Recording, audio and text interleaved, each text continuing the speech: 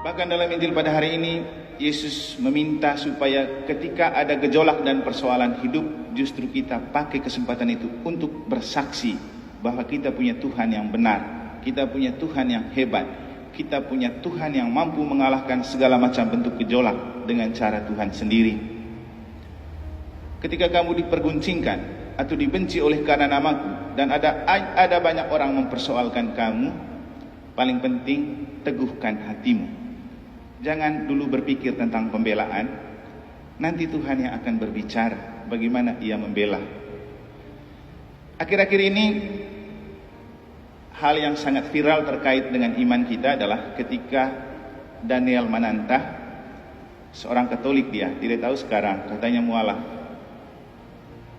itu berbicara tentang ada yang namanya unclean spirit. Itu dia istilahkan begitu. Itu seperti roh jahat yang ada di balik patung-patung dan salib. Dan ia kemudian setuju dengan apa yang dikatakan oleh Ustadz Somad, bahwa ada jin kafir di balik salib atau patung-patung yang ada.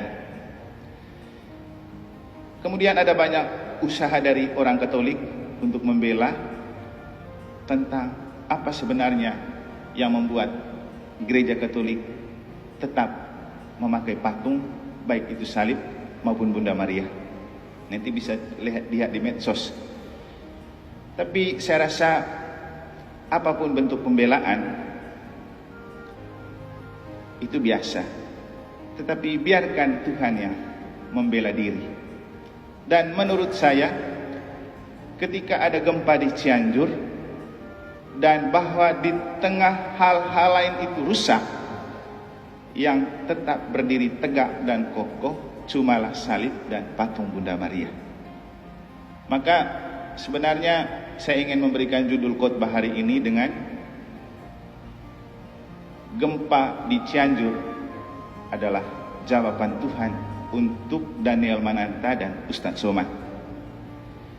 Tidak perlu kita berpikir untuk merangkai kata-kata untuk membela, karena namanya ketika orang sudah tidak suka dan membenci, apapun bentuk pembelaan kita tidak ada yang benar. Tapi kita perlu percaya dengan kata-kata pemazmur dalam referen mazmur yang telah kita baca. Besar dan ajaiblah segala karyamu, ya Tuhan Allah yang Maha Kuasa. Besar dan ajaiblah segala karyamu, ya Tuhan Allah yang Maha Kuasa.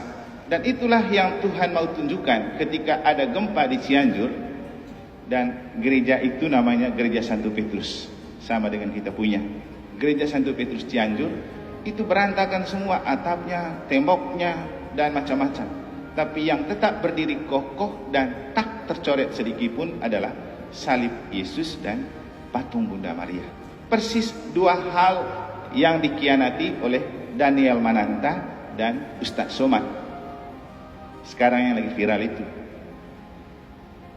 Saya merenungkan dan memaknai bahwa inilah jawaban Tuhan.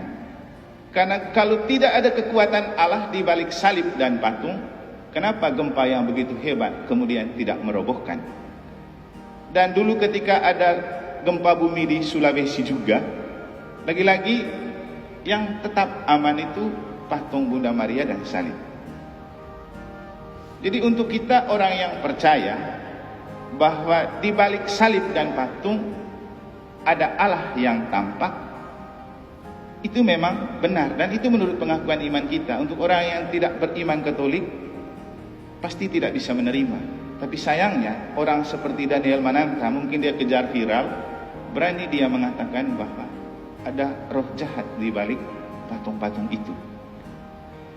Mungkin karena dia mau berteman baik dengan Ustadz Somad, makanya dia berbicara begitu. Tapi bagi saya, iman itu tidak penting untuk diviralkan. Karena yang paling penting adalah keteguhan hati dalam iman. Banyak orang yang beriman untuk viral. Dan banyak komentar-komentar yang dibuat di medsos itu supaya cepat viral. Karena kalau viral berarti subscribernya banyak, viewersnya meningkat. Ujung-ujungnya mungkin duit. Tapi kita tidak membangun iman dengan apa yang viral. Tapi kita mencoba memaknai setiap apa yang viral untuk makin meneguhkan iman. Mungkin itu jauh lebih baik. Apalagi kita hidup di zaman era milenial di mana medsos itu menampilkan banyak hal yang kalau kita tidak punya iman yang teguh akan gampang membuat kita tersesat dan murtad.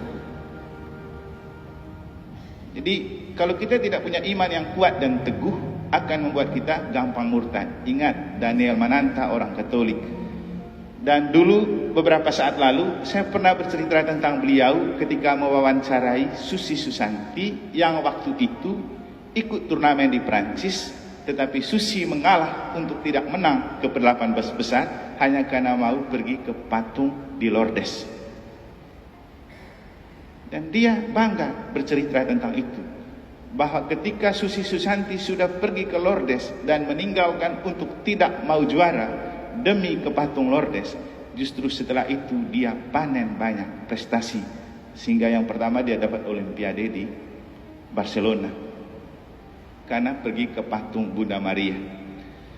Tapi entah karena apa, mungkin karena terlalu laris dan sudah berlevel selebriti dan dia punya konten juga sudah banyak subscribernya, lalu tiba-tiba dia berulah dengan yang terakhir. Tapi untuk kita ini baik, untuk makin meneguhkan iman kita, dan kita tidak perlu terlalu menghabiskan banyak waktu untuk membuat pembelaan.